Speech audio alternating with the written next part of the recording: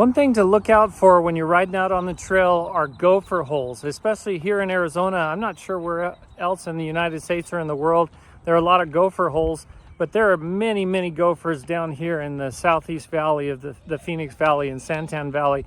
And as I walk along, as I'm walking chilly along this swath of land here next to the road, it looks nice and wide, and it is wide, but it looks like I could run on this. It looks like we could race up and down this big swath, but you have to be really careful. I would never do that because there's a lot of little holes and a whole bunch of unstable ground along here where gophers are creating their holes and creating their homes underneath this ground. So there are a lot of gophers, and you have to be very careful about gopher holes.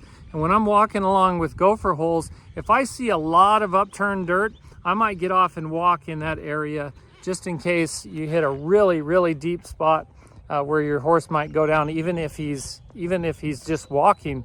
But I try to avoid, even for the most part, in an area like this, I don't do much more than a trot. I will not lope along this area because I know there's lots of gopher holes and a lot of soft dirt.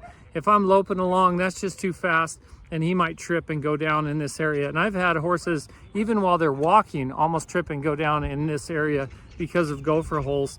And so be careful of those. And in other areas, like up in Colorado, at Reata Ranch in Colorado, we have prairie dogs. There are a lot of prairie dog holes, and there are some gophers as well.